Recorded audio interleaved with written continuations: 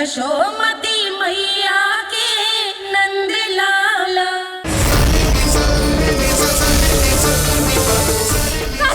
यशोदा, यशोदा रुको। छोड़ दो मुझे। रुक जीजी संभालो, बावली हो गई है। जीजी संभालो। देखो अब कैसे तुम्हारे अस्थियों को तोड़कर छोटे छोटे टुकड़ों में बदल दूंगा मैं।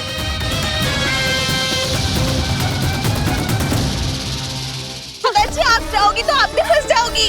अपने लल्ला के लिए मैं किसी भी संकट का सामना करने के लिए तैयार हूँ। छोड़ो ना यशोदा, हमें कोई और उपाय खोजना पड़ेगा। कोई और उपाय? आप देख ना रही मेरा काना किस दशा में है। काना मैया के वश में नहीं है, नहीं तो ये अपने लल्ला के लिए साक्षात काल का भी सामना कर ले। ये तो केवल कालिया नाग है। हे नागराज, आप मेरे प्राण ले लो पर काना को छोड़ दो। ना नागराज, आप मेरे प्राण ले लो, मैं विरोध भी ना करूंगी। ना नागराज, आप मुझे मार दो पर मेरे काना को छोड़ दो। ना ना ना ना नागराज, मेरे प्राण ले लो, हमारे काना से क्या शत्रुता है आपकी। प्रभु के लिए जो प्रेम यशोदा मैया के हृदय में है, वही इन सभी गोपियों के हृदय में भी है।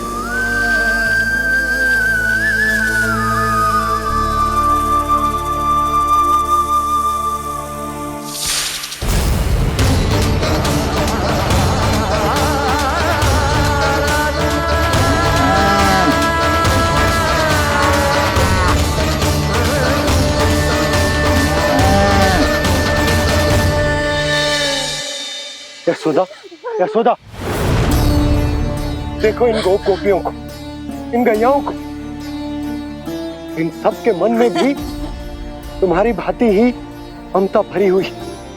वो सब भी कान्हा से उतना ही प्रेम और स्नेह करती है, उतनी ही ममता से भरी हुई है जितनी कि तुम।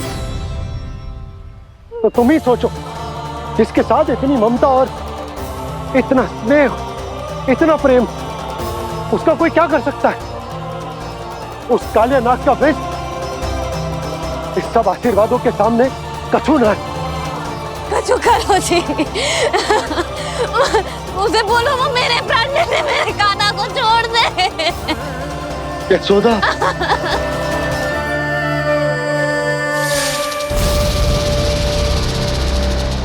केवल इन्हीं में नहीं देवराज, नाग पत्नियों के हृदय में भी ममता का वही प्रेम उमड़ रहा है। देखिए।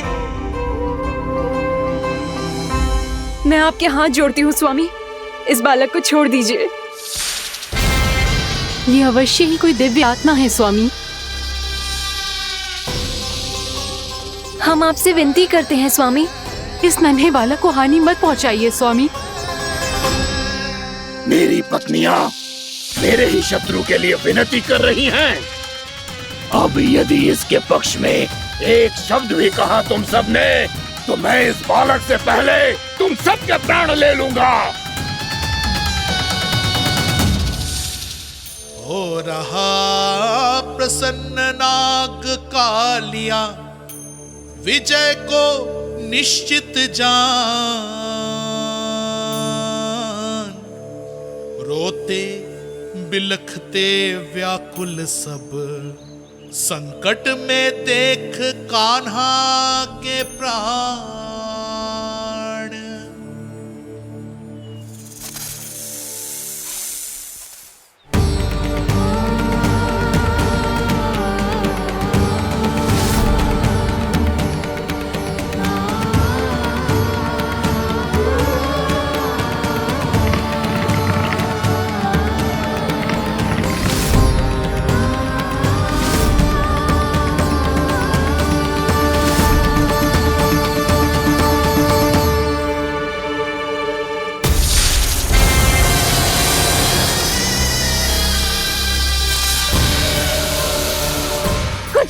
जी मेरे लल्ला को बचा लो, कोई तो कुछ करो। जीजी संभालो यशोदा। यशोदा, यशोदा तुम शांत हो जाओ, मैं कान्हा को वापस लेकर आऊंगा, मैं रक्षा करूंगा उसकी। ना नंदराज, नंदराज नहीं। कम से कम आप तो समझो नंदराज, कालिया के पास आप जाओगे तो आप भी फंस जाओगे।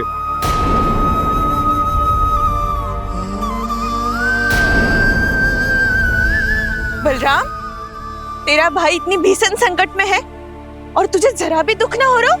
क्या आप सब अब तक नहीं समझ पाए कि कान्हा सच में कौन है?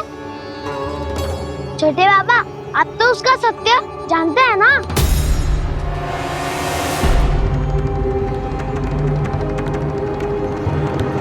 मानता हूँ कि आप सब कान्हा के रहस्य के बारे में नहीं जानते, पर क्या उसके जन्म से आज तक घटी एक से बढ़कर एक विचित्र घटनाओं को भी भूल गए हैं आप सब?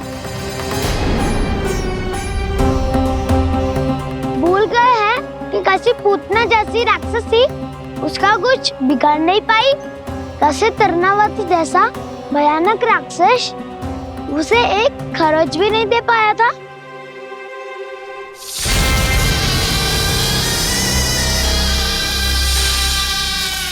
आप सबने अपनी आंखों से देखा था ना, बकासुर से कान्हा की रक्षा करने देवता स्वयं आए थे, पर सत्य तो ये है कि वह सभी देवता भी उस असुर के सामने असमर्थ हो गए थे। तब कान्हा ने बहुत ही आसानी से उस भयंकर असुर का वध किया था, एक ही बार में धराशायी कर दिया था उसे। तो आप सभी सोचिए, बार बार ऐसे असाधारण कार्य करने वाला बालक साधारण कैसे हो सकता है? अब तो आरंभ से ही सारा सत्य जानते हैं छोटे बाबा। रहस्य छुपाने में सदैव कान्हा की सहायता करते आए हैं आप, और आज आप स्वयं ही उसके सत्य को भूल रहे हैं। और तुम सब भी तो जानते हो कान्हा की शक्तियों के बारे में, तो क्या तनिक भी विश्वास ना है अपने सखा पे? बलराम, जे तू क्या कह रहा है? मैंने जो कहा उसका एक एक शब्द सत्य है छोटी माँ। यदि प्रभु की इच्छा हुई तभी कुछ ही क्षणों में सब कुछ अपनी आंखों से स्वयं अनुभव कर लेंगे आप।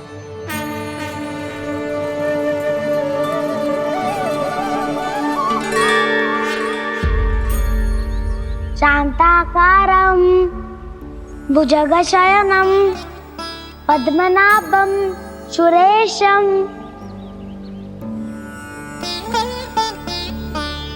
विश्वाधारं गगनसदृशं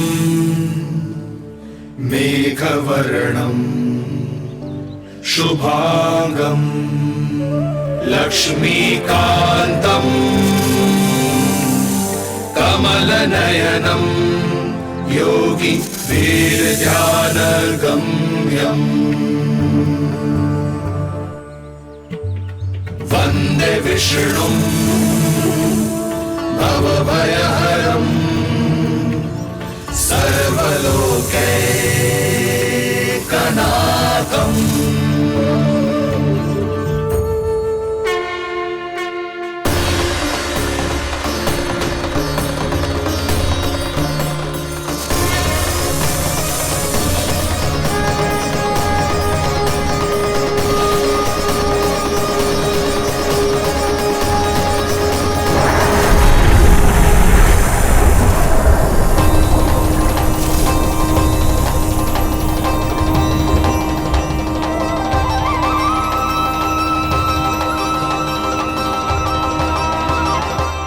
तुझे क्या लगता है बालक कि तू मेरी जगत से निकल गया तो अब बच जाएगा तू?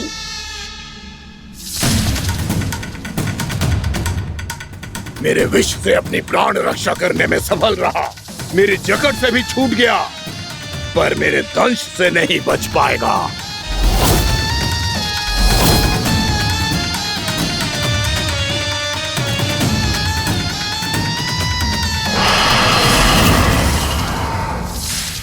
अब भय से भाग रहा है, पर मैं तुझे मृत्यु देकर रहूंगा।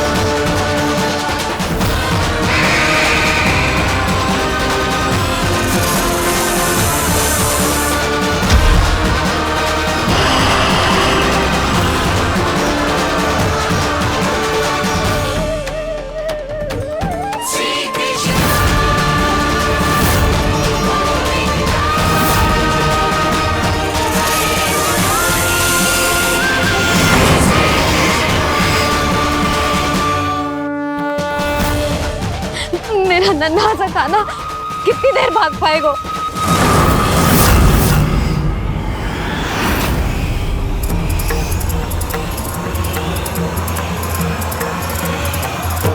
और कितनी प्रतीक्षा करोगे मेरी भक्त कालिया?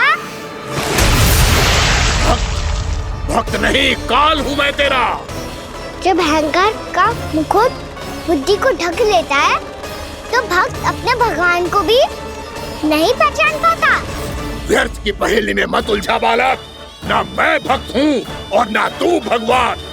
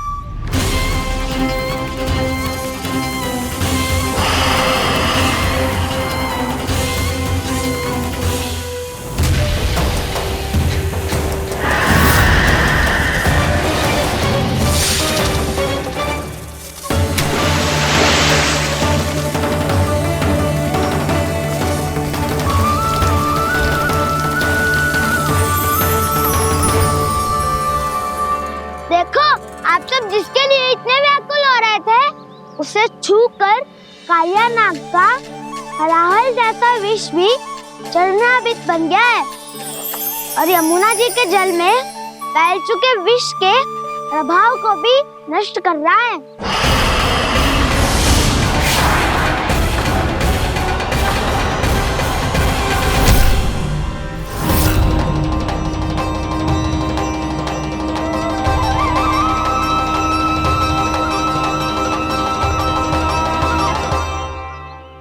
धर्म रक्षक अधर्म विनाशक प्रभु श्री कृष्ण का कौशल सचमुच अद्वितीय है। नारायण नारायण।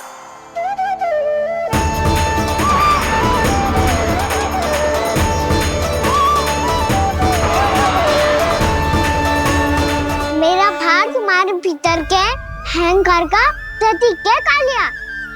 अब तुम्हारा अहंकार तुम्हारा अनपान मेरे पाँव के नीचे है और तुम्हारी पूंछ अर्थात तुम्हारे प्राण मेरे हाथ में। अब तुम क्या करोगे भक्त?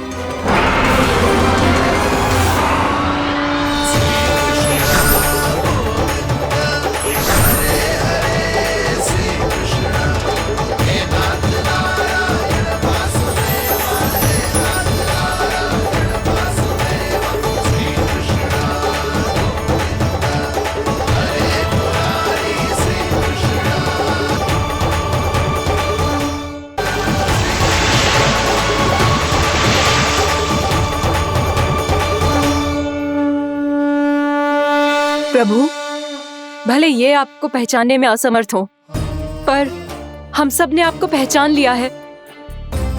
हाँ प्रभु, एक भक्त होने के नाते और एक अर्धांगिनी और माँ होने के नाते मैं आपसे इनके प्राणों की भिक्षा मांगती हूँ।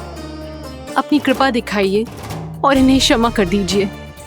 आपके लिए मित्र और शत्रु में कोई अंतर नहीं प्रभु। उसी तरह आपकी कृपा और दंड में भी कोई अंतर नहीं। दोनों दया ही तो हैं, अकारण ही किसी को प्राप्त नहीं होती। हमें विश्वास है कि हमारे पति को मिला ये दंड कोई अभिशाप नहीं है, आपका वरदान है। ये सत्य है प्रभु कि इनसे बहुत से पाप हुए हैं। इनके विष से बहुत सारे जीव जंतु को हानि पहुंची है, पर अब आपके चरण इनके शीश पर पड़ गए हैं। ऐसी कृपा तो बड़े बड़े महान महात्माओं को भी दुर्लभ है, और इन्हें प्राप्त हुआ तो अवश्य ही ये किसी महान पुण्य का ही फल है। हे प्रभु, उन्हीं पुण्य कर्मों की शक्ति का आह्वान कर मैं आपसे विनती करती हूँ, इन्हें प्राण दान दीजिए। मैं अपने इस भक्त को क्षमा अवश्य करूंगी देवियों, यदि ये अपने अहंकार को त्याग कर मुझे पहचान ले तो।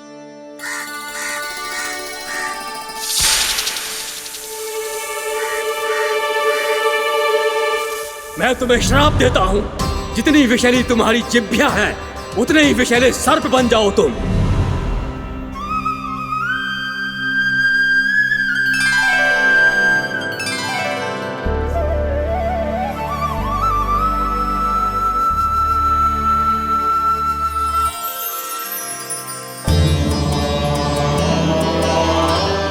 नारायण, मुझे क्षमा कीजिए नारायण। मैं तो आपका परम भक्त था, किंतु मैं आपको पहचान नहीं सका। इसका दंड तो मुझे मिलना ही था, किंतु मैं अब प्रायश्चित करना चाहता हूं। इसके लिए यदि आप मेरे प्राण भी ले लेंगे तो भी मुझे कोई दुख नहीं होगा। मैं अपना जीवन, मृत्यु और अपना अस्तित्व सब कुछ आपको समर्पित करता हूं।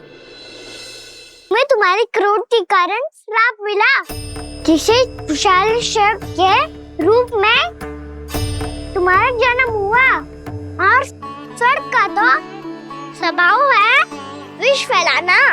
इसीलिए तुम्हें दंड नहीं दूंगा, मैं सिर्फ सभी अपराधों का पश्चाताप कर लिया। इसीलिए मैं तुम्हें क्षमा करता हूँ कालिया।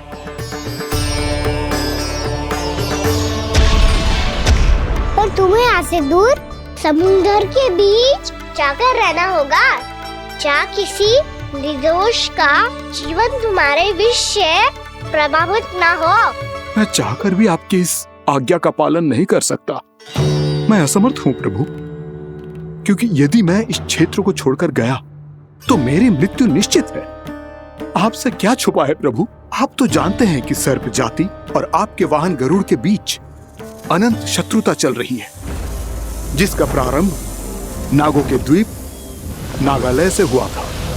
उस द्वीप पर छोटे जीवों को निगल जाने के लिए सर्प थे, और गरुड़ को सर्पों का स्वाद बहुत प्रिय था, इसलिए वो बार बार नागद्वीप जाने लगा था। पर इस कारण पूरी सर्प जाति उससे आतंकित हो गई थी। इसलिए जब भी गरुड़ वहां पहुंचता तो सभी सर्प छिपने लगते। जब गरुड़ को इसका आभास हुआ तो उसे बड़ा क्रोध आया, और वो उत्तेजना में भरकर सर्पों का शिकार करने लगा। भूख ना होने पर भी उन्हें मारने लगा। अब सर्पों के प्राण हरना उसके लिए खेल बन गया था। इस भीषण समस्या का समाधान ढूंढने के लिए पूरी सर्प जाति महान सर्प वासुकी के सामने इकट्ठी हुई। हे महान वासुकी, हमारी सहायता कीजिए। नागद्वीप पर गरुड़ ने आतंक मचा दिया है। पहले तो वो हमें अपना भोजन बनाता था, लेकिन अब हम उसके खेल का साधन बन चुके हैं। भूख हो या ना हो, जब तब आकर वो हमारे प्राण हर लेता है। अनुचित हिंसा के इस प्रथा का आरंभ सर्पों ने ही किया है। पहले आप सबने पूरे द्वीप पर अधिकार कर लिया, फिर आहार के साथ साथ आनंद के लिए भी आप सभी ने निर्दोष जीवों की हत्या की। और जब सृष्टि का संतुलन बनाए रखने के लिए गरुड़ आपको अपना आहार बनाने आया, तो आप सब अपने प्राणों की रक्षा के लिए छिपने लगे। तो फिर गरुड़ का उत्तेजित होना तो स्वाभाविक ही था। नागनाथ, जो हमने अन्य जीवों के साथ किया वही अब हमारे साथ हो रहा है, परंतु ये भी तो सृष्टि के संतुलन के विरुद्ध ही है ना? अवश्य है, इसलिए मैं गरुड़ से चर्चा करूंगा। धन्यवाद प्रभु।